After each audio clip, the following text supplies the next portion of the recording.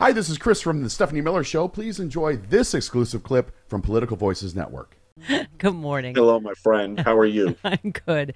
I always say it from the moment you came up and introduced yourself to me at Politicon. I just said it's your eyes. They're just so beautiful and soulful, but it's just, yeah, I always see the pain still there. And I just, that's the other reason I salute your courage to just keep going through this. Every time there's a new tragedy, you just keep fighting the good fight. And, you know, I love the way you put it. You said the worst thing's already happened to me that could happen to someone in life. Like you can't hurt me with your name calling or whatever, right? Yeah. Listen, I will forever live with the reality that I visit my daughter at a cemetery, and with the reality of having watched the video that caused it to happen. You can't hurt me more than that, you know? So to all the folks who think, oh, I'm going to send them a stupid message on Twitter, or a nasty message, or I'm going to send them a nasty email. Get over yourselves. You kind of amuse me. But I don't care. Yeah. I'm on my mission. You're not going to change it. Your nastiness only reinforces why I won't stop. Yeah. I mean, Fred, they just caught the suspect in Texas, as you probably know, this morning. And it's just, but here we go with this same exhausting, like, you know, of course the right wing seized on that he was here illegally. And, you know, the governor of Texas was despicable enough to refer to the victims as illegals instead of humans the day it happened. So, you know, they always tell us it's too soon to talk politics when a gun tragedy happens, right? And here we are again. Well, when you say they often tell us it's too soon, the they that you're talking about are the liars that we need to take on. And in that group of they is Greg Abbott. He is a liar. And what he did this week by focusing on immigration status really highlights how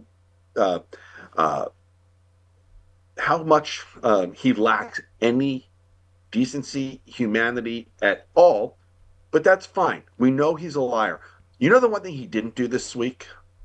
Because if immigration status actually did matter to him as anything more than a political stunt, he would have asked the question, how in the world did that guy get the AR-15? Yeah.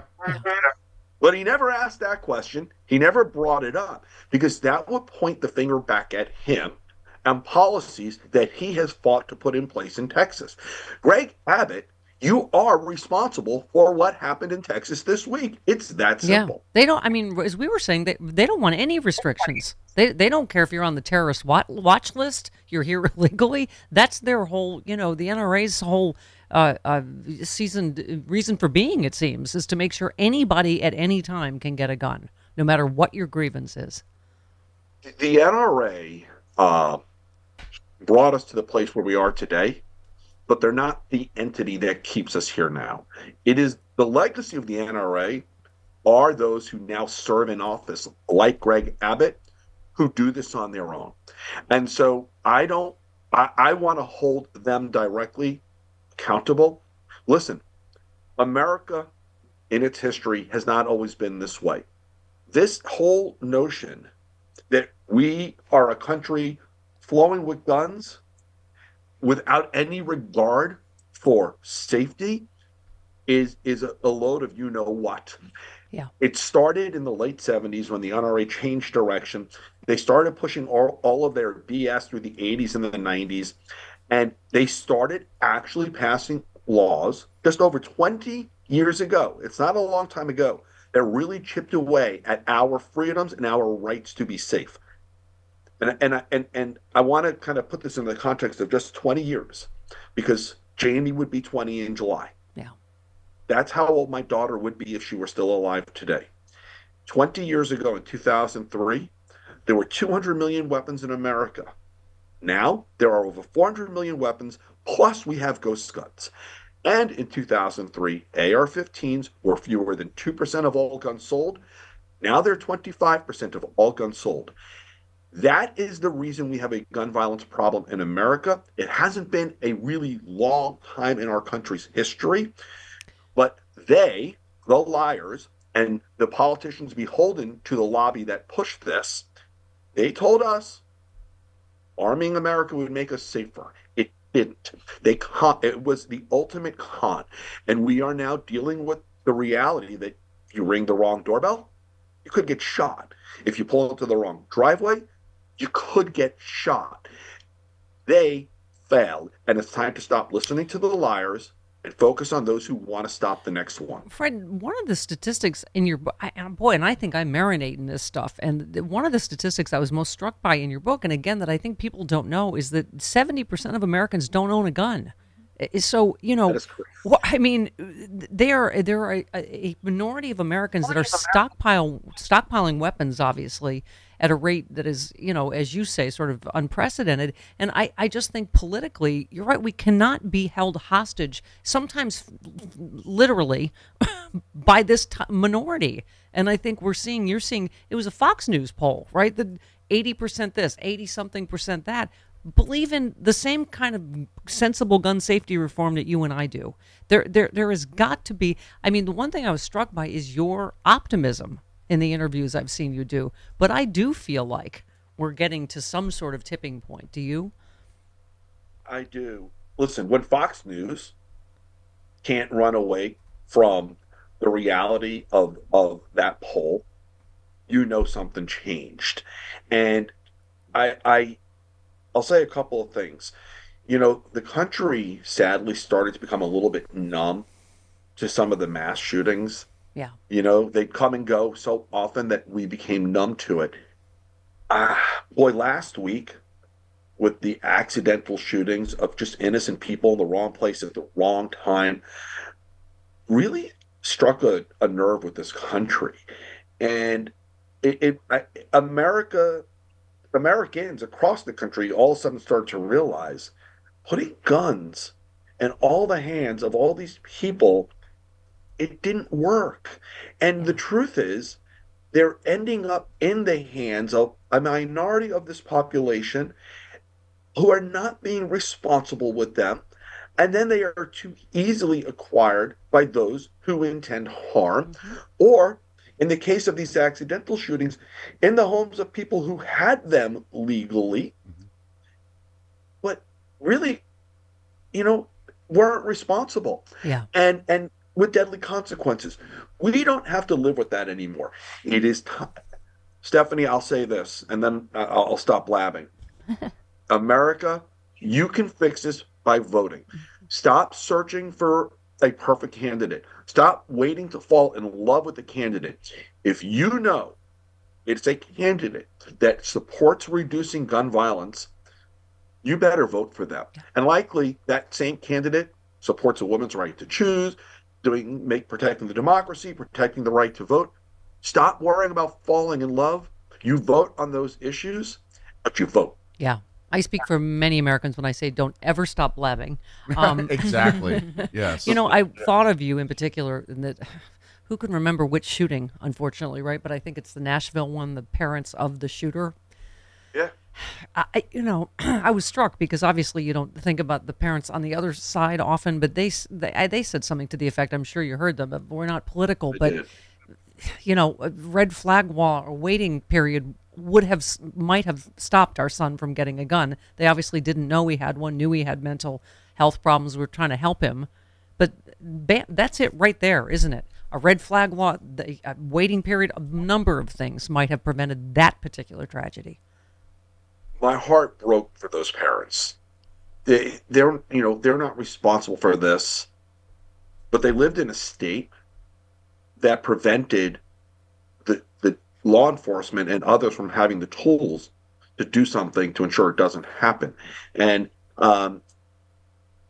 in Florida, right after Parkland, we did pass red flag laws. They've been used, 7,000, 8,000 times, just 5 years.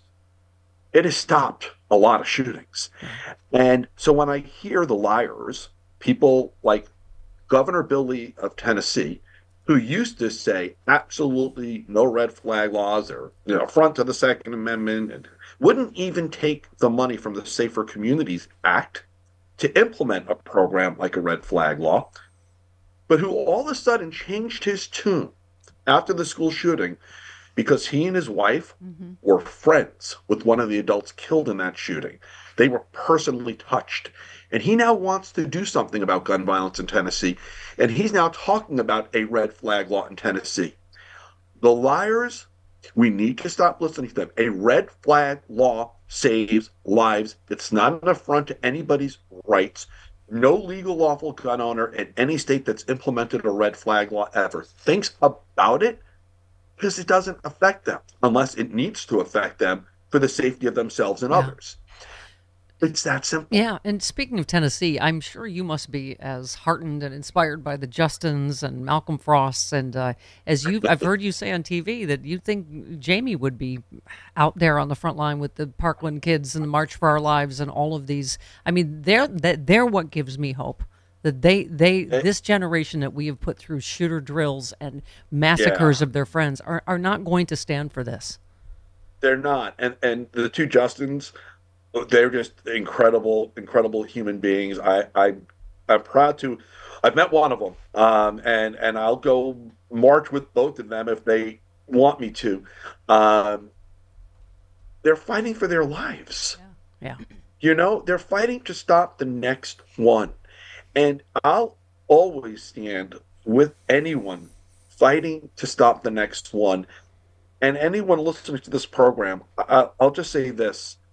Focus on the motivation of those who talk on this issue.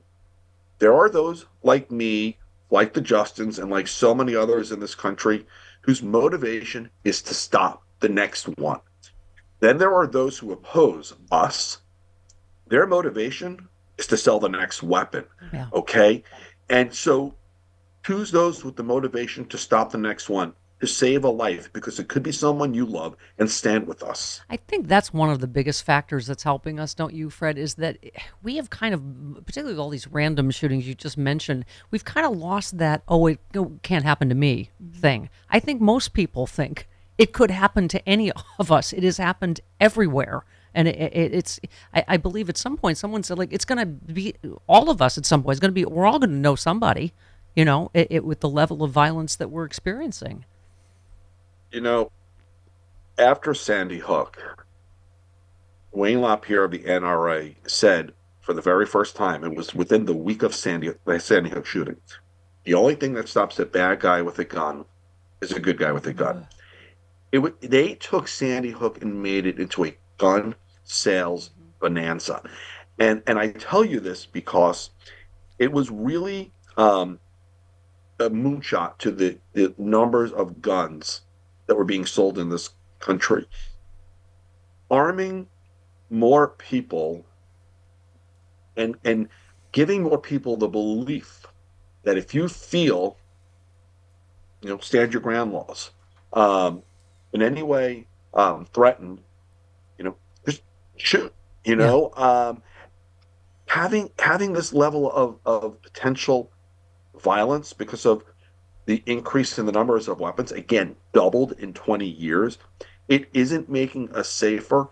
And I really do think in the past 10 days with those shootings in the driveway and doorbell, I think America realized we can't throw armed teachers in schools to solve the reality of this gun violence that is spread out all over the place. And I think America realized we have to change direction on this. And by the way, there are armed guards in a lot of these schools, including Parkland, right? Sure. Well, so there were, and listen, there's a difference between armed guards in schools and armed teachers, and you know, guardian programs that put, you know, armed law enforcement. You'll never get me to say I have an issue with that, because I feel like that's unfortunately where we're at. Yeah. But that's law enforcement. The idea of arming teachers, I completely am opposed to. That's just an effort to sell more guns, actually. It won't solve gun violence in schools. It will actually guarantee more of it, because you're going to put more guns in schools. There will be more gun violence. There's no question about that.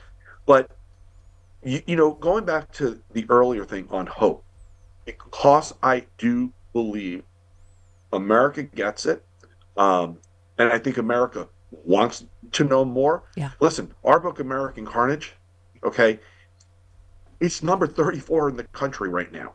Okay. And I don't say that to brag. I honestly am shocked. But that to me says America wants more information and they want to put a stop to this. And so the next step is beyond getting informed. You better show up and vote in 24. There's no sitting home. Look, in my state, Florida, Ron DeSantis didn't win because Floridians love Ron DeSantis. It's because his base got out and voted and the Democrats didn't. Yep. That's why Ron DeSantis won. No sitting home in 24. Yep. Don't worry about falling in love, but vote. Yep. I mean, Fred, I got to say, I'm just reading your statistics. 40,000 each year die as a result of gun violence. All of the stuff that the statistics you put out there, the fight you fight every day, Fred, I think it really is helping, because I think day by day there are more and more of us that are like, this is not the America we want to raise our kids in, where there's bleed centers instead of gun safety legislation, where there's, I don't know, bulletproof whiteboards, where there's, little girls don't want lighted sneakers because they're afraid shooters might see them. That's not the America the majority of us want to live in. No, it's not. And when you see, again, the liars like Greg Abbott, the state of Texas, instead of dealing with this issue, sending home DNA test kits to parents God.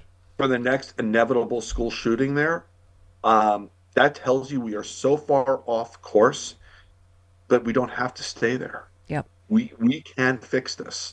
American Carnage, Shattering the Myths That Fuel Gun Violence is the book. Fred Guttenberg is the man. Please come back. You said you're coming to L.A. You're coming in studio. You're sitting right there. I'm going to sit with you, Stephanie. Yay! All right. We will coordinate that. I almost made it through this without crying. All right. Love you. I'll see you soon out Thanks, here. Fred.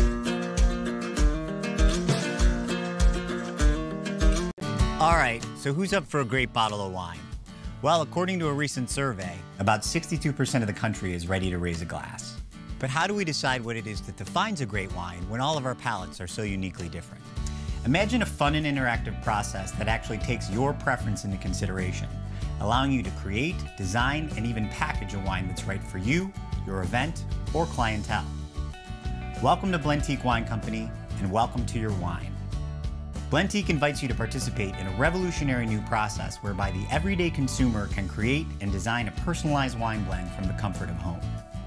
Whether blending is an individual, date night activity, wedding party, or restaurateur, our one-of-a-kind system helps put the power of creativity back into the only discerning palate in the room that matters, yours. Welcome to Blentique Wine Company, and welcome to your wine.